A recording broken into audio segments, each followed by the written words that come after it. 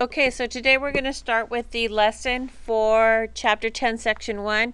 We're going to be going back and forth between your record and practice book and your actual textbook.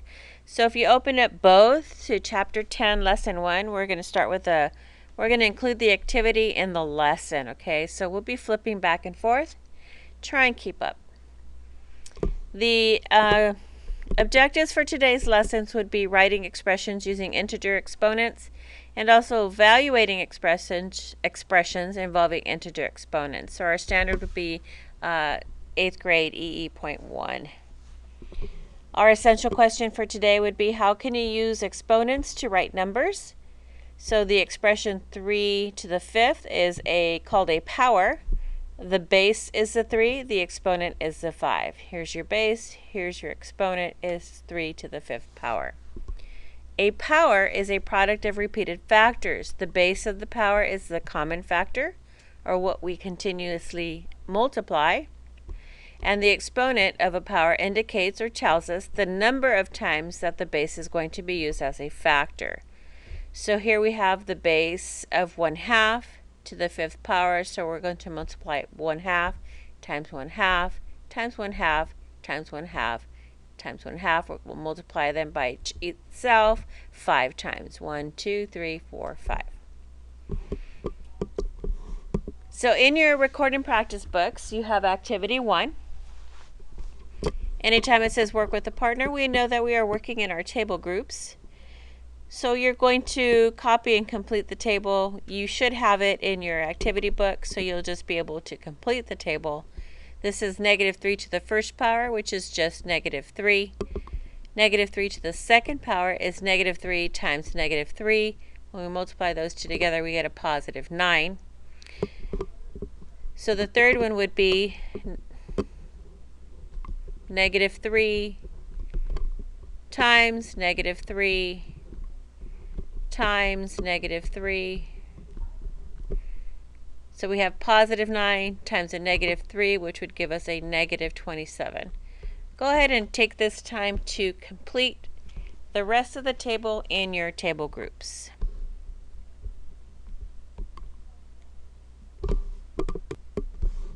Okay, so you should have completed the table by continuously multiplying -3 times itself.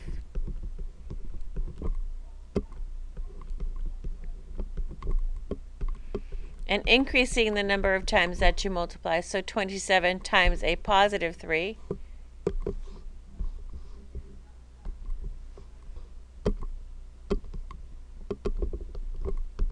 gives us +81. So is this answer going to be negative or positive? Negative. Is this going to be negative or positive? Positive. And is this one going to be negative or positive? Negative. So if you notice, our negative integers, whenever we're using exponents on a negative number, anytime the exponent is an odd number, your answer will also be negative.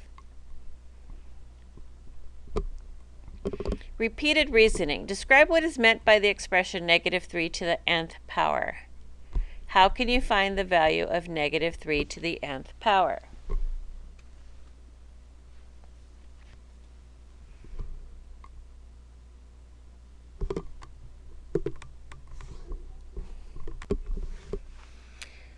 So in order to find -3 to the nth power, you would have to multiply -3 times n times. Do we know how many times n is? No. But that's what we would do to find that the answer to that problem. Okay, so let's look at example 1 in your book. So you're flipping the pages a couple. So you should be in your book. Example 1 is on page 412. So you're on page 412 now in your book, in the hardback book. Okay, so it says write each product using exponents. So -7 times -7 times -7. My base is -7. And how many times did we multiply it? 3 times. So the exponent is 3. So we would write negative 7 to the third power. Now let's look at B. Because pi is used as a factor 2 times, its exponent will be 2. Now we also have the variable r being used here. And how many times are we multiplying r? So 3 times. So the base would be r and the exponent would be 3. So this would be pi to the second r to the third. So let's look at the on your owns. Go ahead in your table groups. See if you can write these two expressions as an exponent.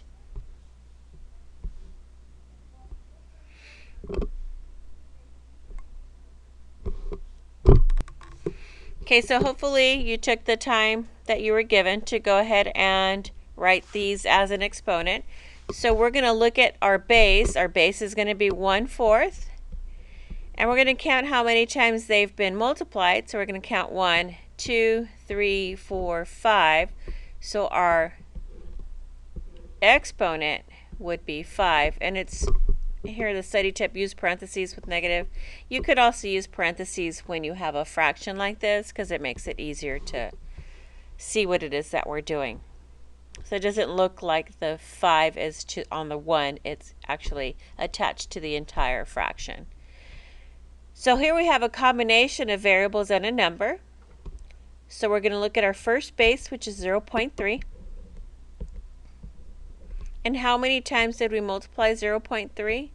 Looks like we did it 4 times. Now we have the variable x, which is our next base, and we multiplied that 2 times. So our answer would be 0.3 to the 4th x squared. Any questions on this? Good.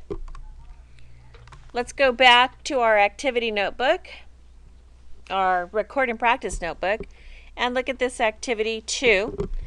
Again, we're working in our table groups. It says the cube at the right has $3 in each of its small cubes. So each of this cube consists of $3. Write a power that represents the total amount of money in the large cube. So first of all, you have to find or figure out how many cubes we have, right?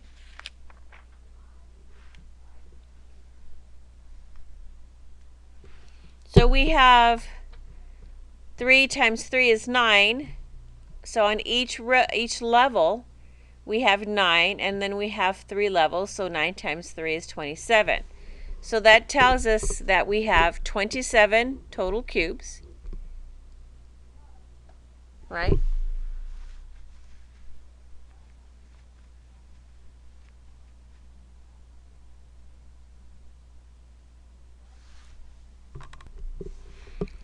So I could say 27 times 3, right? Because there's 27 cubes. But that really wouldn't be using exponent notation, would it? So we actually want to figure out, we know that this is 3 times 3 is going to give us our number of cubes in this first row. So 3 cubed is going to give me this first row. How many rows do I have? I have 3. So we're going to say 3 cubed times 3. The exponent for 3 is 1. And when we add up our exponents, we get 3 plus 1. So this is essentially 3 to the 3 plus 1. So our exponential notation is 3 to the 4th. So writing this in exponential notation, the total money in here would be 3 to the 4th, which is 3 times 3 times 3 times 3. 3 times 3 is 9. 9 times 3 is 27. 27 times 3 is 81. So we have a total of $81 in the cube. Any questions?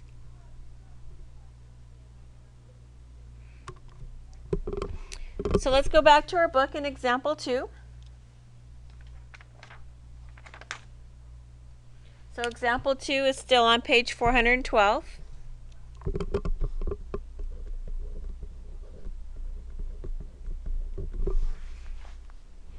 It says evaluate each expression. So A tells me negative 2 to the fourth. So we want to write this as repeated multiplication. We don't want to say negative 2 times 4 because the answer is not going to be negative 8. We need to multiply them by each other. So negative 2 times negative 2 gives me a positive 4, right? Negative 2 times negative 2 also gives me positive 4. 4 times 4 gives me positive 16. Now I know my answer was going to be positive because my exponent is a even number.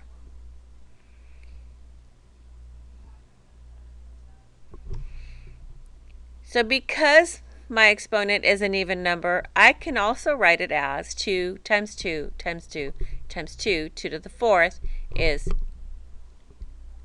negative 16.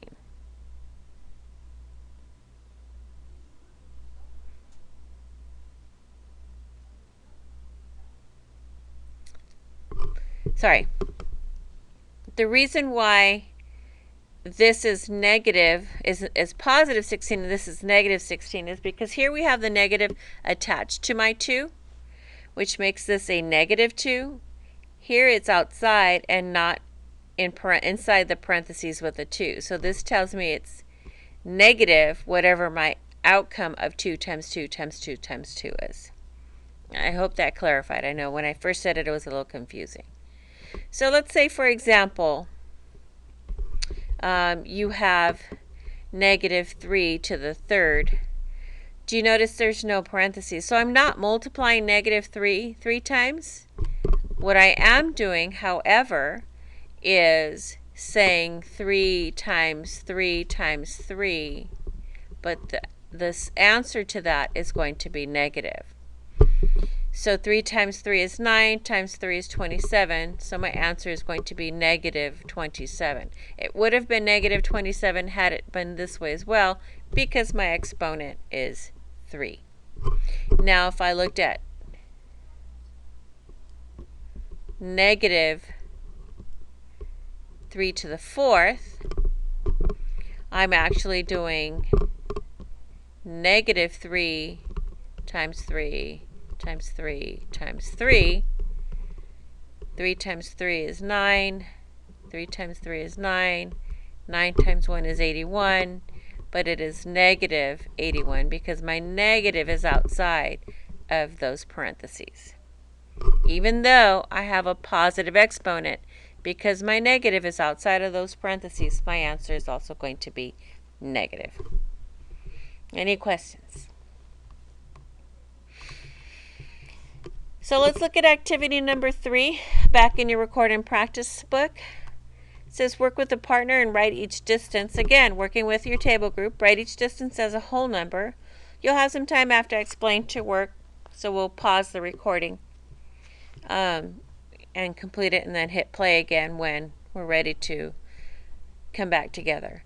It says, which numbers do you know how to write in words? For instance, in words, 10 cubed is equal to 1,000.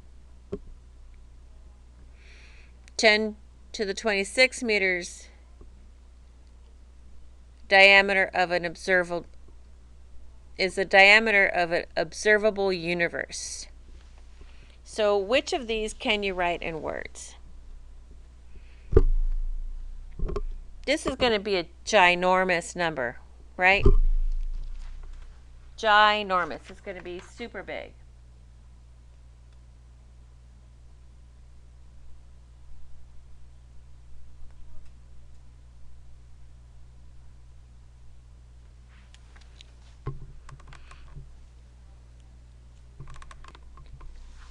So if we quickly glance over this, this is going to be like 10 times 10 times 10 times 10, 26 times. This is going to be 10 to the 21, so 10 times 10, 21 times.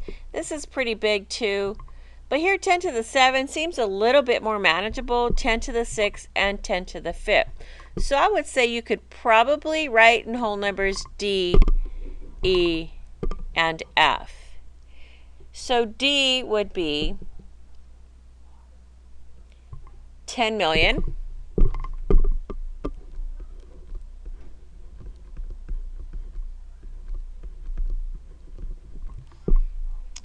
E would be 1 million.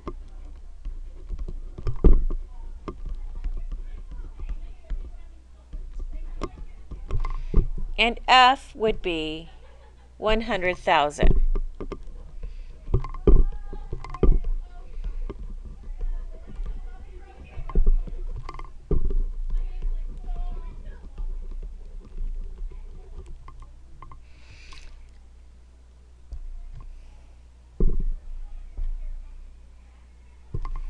A, B, and C get a little bit tricky when we're going to write them, but we will be attacking those in this chapter as well. So let's go ahead and look at example 3 in your book. Now looking at example 3, that is on the next page. They're on page 413.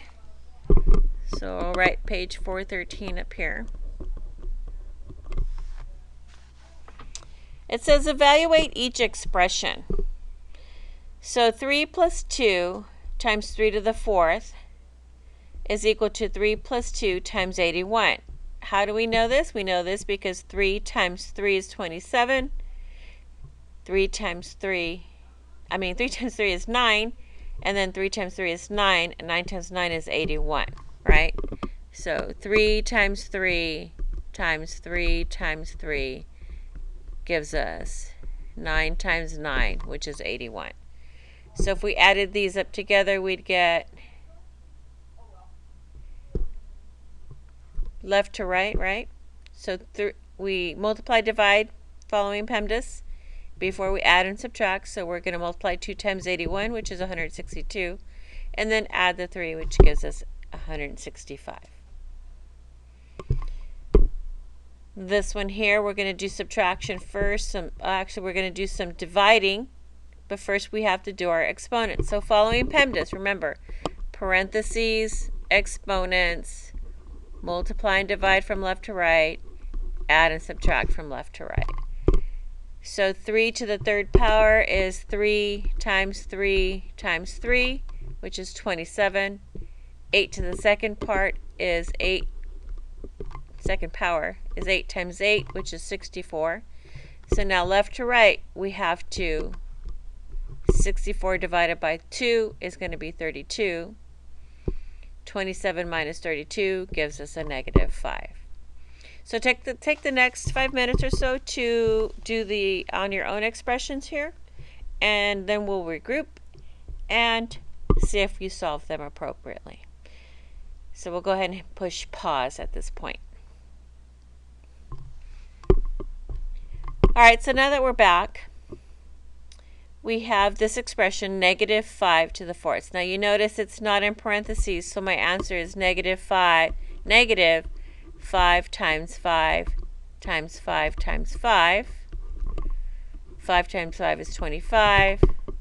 5 times 5 is 25. What? You don't know what 25 times 25 is? So use your handy dandy calculator and figure out that 25 times 25 is 625. So my answer is going to be a negative 625 because the negative is outside and there is no parentheses. Okay, so here I have a negative exponent, so my answer is going to be negative, but I'm going to multiply negative 1/6 times negative 1/6. So 1 times 1 is positive 1. 6 times 6 is 36. And I'm going to multiply that times negative 1 over 6. That's funny. Sorry about that. Time's up. We're going to explode. Just kidding. 2 more. So 1 times a negative 1 is going to be negative 1. 36 times 6 is going to be, oh gosh, I don't know that off the top of my head. 36 times 6 is going to equal 216. So my answer is negative 1 over 216. Now here we have negative 3 to the third. And this is asking for the absolute value of this. That's what these absolute value signs are. So we're looking at the distance to 0 on a number line. So I'll do this up here. We have negative 3 times 3 times 3, which is negative 27, divided by 27, which gives me a negative 1. But it's looking for the absolute value, so the distance to 0 from negative 1 is 1. So my answer here would be positive 1. Absolute values, these two little lines here outside they're not parentheses, they're straight up and down. They look like two parallel lines separated by the expression. But they're asking for us for the distance to 0 from the number line, on a number line. So here we're following PEMDAS, order of operation. First you want to look for parentheses, and I have none, but I do have this. So negative 2 to the fifth is 2 times 2 times 2 times 2 times 2. We have 4. Here we have 4. 4 times 4 is 16 times 2. 16 times 2 is 32. And it's negative because it's outside. So 9 minus 32 times 0.5. We're actually taking half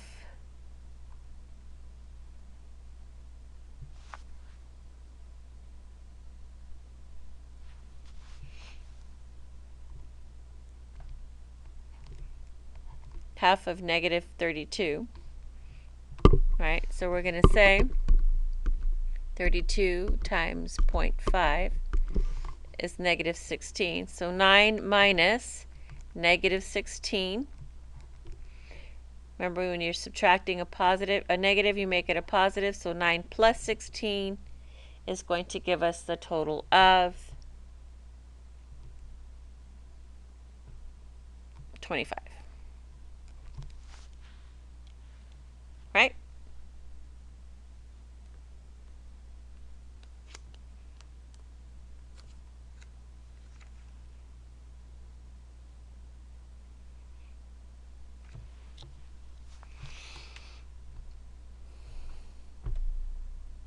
Oh, sorry. I did this totally wrong. Let's go back a bit.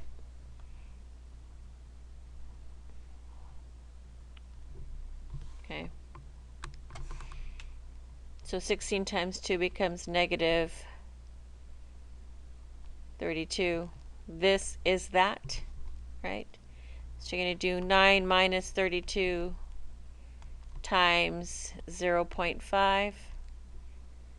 So I'm going to 32 times 0.5 gives me 9 minus 16. 9 minus 16 is negative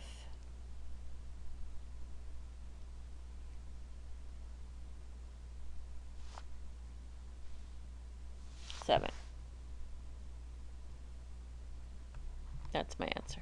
Sorry.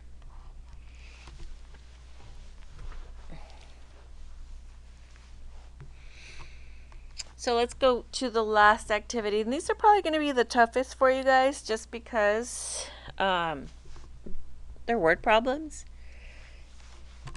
And you guys just love word problems. So let's look at it. It says, write the number of kits, cats, sacks, and wives as a power. So it said, as I was going to St. Ives, I met a man with 7 wives. So this would be 1 to the 7th power, right?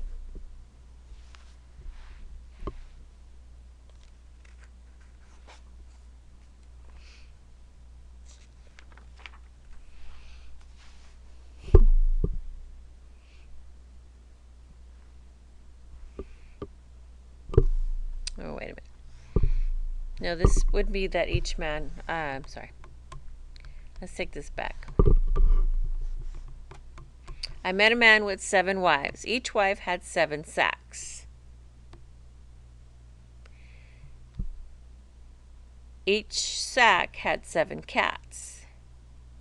Each cat had 7 kids. Kits, cats, sacks, and wives. How many were going to St. Ives? This is a nursery rhyme. Look at that. They expect us little kids to figure this out. I know, craziness, huh? So summary. How many wives? You have 7 to the first power, so 7 to the first powers are 7 wives, right? Each wife had 7 sacks.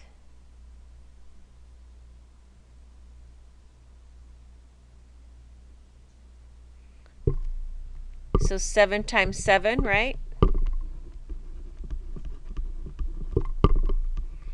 7 times 7, which is 7 squared.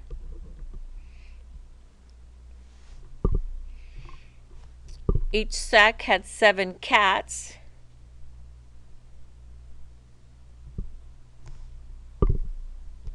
So 7 squared times 7, right? Oops, I'll do that there. So cats, we're going to look at 7 squared times 7. So that would be 7 to the 1, which is 7 to the 2 plus 1, which is going to be 7 cubed for cats. And the kits said each cat has 7 kits. So we have 7 to the 3rd cats, and each of them had 7, so times 7.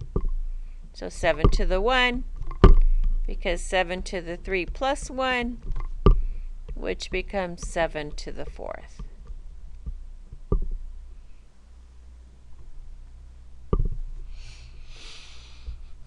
So 7, 14, you can add them all together and come up with an answer. Here's your example number 4 in your book, a real life example. These things look really fun. I would love to play in one, but I think it would be a little hot. So we're looking at the sphere. It says, in sphering, a person is secured inside a small hollow sphere that is surrounded by a larger sphere. So you have a hollow one that's surrounded by a larger one. The space in between the sphere is inflated with air. What is the volume of the inflated space?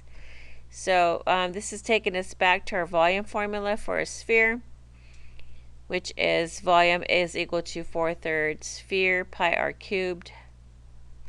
So the inner formula is the same. Here we have our measurements. So this gives us our circumference. We want the radius, which would be 1, and half the radius of this circumference would be 1.5, right? Or half of 3. We can use our calculators to solve it.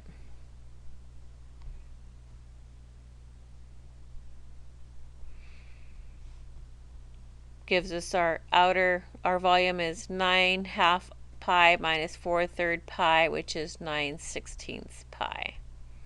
They really didn't go very far in solving it all. It says, what if the diameter of the inner sphere is 1.8? Well, that would just change your second equation to 1.8 instead of 4/3. Okay. Sorry, your homework is on the board.